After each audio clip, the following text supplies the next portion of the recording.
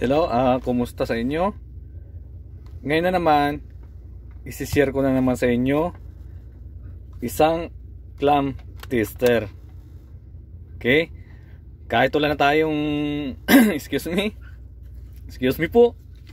Kung wala na tayong tester, pwedeng ito na lang yung bitbitin natin, yung clam meter or clam tester. Kasi kumpleto na rin siya, pero medyo hindi siya branded gaano, no? Sinishare ko na sa inyo. Mas maganda yung branded yung kunin nyo. Mayroon akong Japan made din, hindi ko na maalala kung anong ang brand nya, hindi ko kasi nadala. Ito Checkman siya, medyo hindi siya branded. Okay, made in Korea lang, made in Korea siya, pero okay na rin gamitin. Kahit wala tayong tester, mayroon tayong ganitong klase ng clam meter o clam tester, kompleto na rin siya.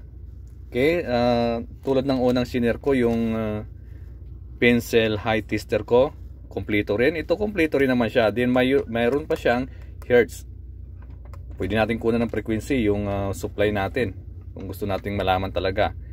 Okay, then mayroon siyang AC ampere, DC ampere, then AC voltage, DC voltage, resistance, continuity, and frequency. Okay, mayroon naman siyang hold button din. Dito pwede nyo namang ilipat yung range. Halimbawa sa voltahe, kung gusto nating yan, i-0 to 0 talaga siya, or decimal lang, maliit siya, pwede naman. Okay, din kung naka ampere meter tayo o nag-testing natin yung ampere, pwede nating ilagay siya sa 0. Halimbawa lumalabas yung 0.1, 0.2. Yan, ganito na lang yung bilhin nyo, pero mas maganda yung branded din. Kompleto na, kahit na tayong tester, pwede natin dalhin to. Pag nakalimutan yung tester, clam meter na lang or clam tester, kompleto na rin siya. Pwede na rin kunan ng kung grounded siya. Pwede na rin nating hanapin kung maganda yung contact niya ng mga ititester natin. Mayroong DC voltage, AC ampere, and DC ampere. Okay, di ba? Then madali lang naman, common and positive test pad lang naman siya lagi. Ganon. Okay, sana magustuhan niyo yung mga ganitong klase. Minsan kasi pag clam tester lang. Kaya kung pipili tayo, yung kompleto na siya. Kasi pag nakalimutan natin yung mga digital tester natin, analog tester natin, mayroon na tayong pang samantalang nagagamit or emergency. In case of emergency, nakalimutan ko pala yun. O yung bit natin, yung ganito lang, din may nakalagay lang siya dito. Diba? Okay na. Yan, sana dagdag ideya rin, kapag bumili tayo ng gamit, yung kompleto na, para hindi tayo pabalik-balik.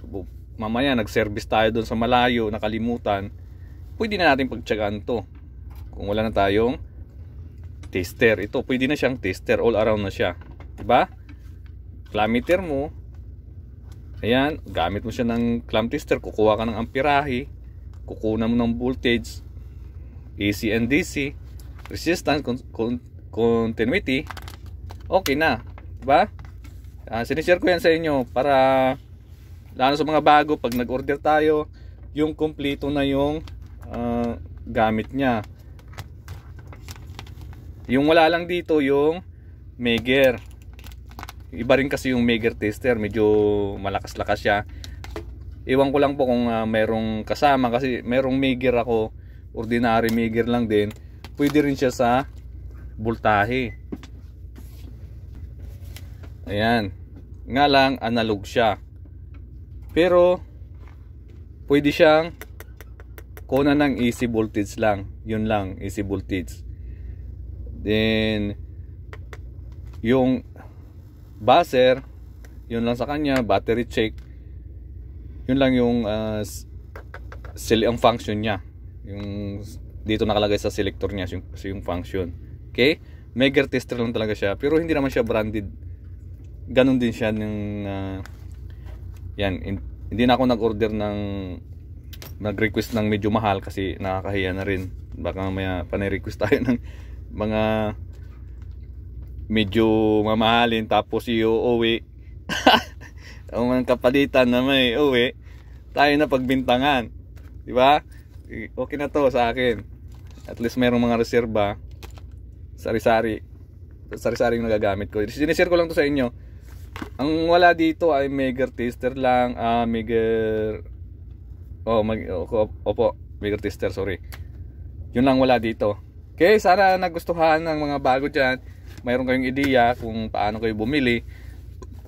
Pwede na kayong bumili agad ng clamp tester lang. Ito, clammeter lang. Kahit ibang branded, mga branded yung gusto nyo. Kung mamurahin lang din, at least kompleto na. Hindi na tayo magdudubli-dubli. Pwede namang bibili tayo ng tester lang. Then clamp tester lang. Okay na.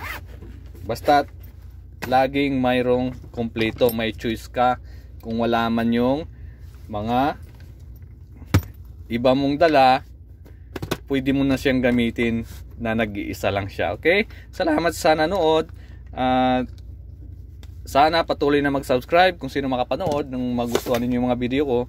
Marami pa akong isi-share sa inyo na baka sakaling hindi nyo pa nakita sa iba. Dito nyo matagpuan sa mini channel na to o sa maliit na channel na to. Talagang makunan nyo ng ideya. Okay po? Please subscribe and like. Then kung may mga kaibigan pa kayo, paki-share. Salamat po. Bye bye.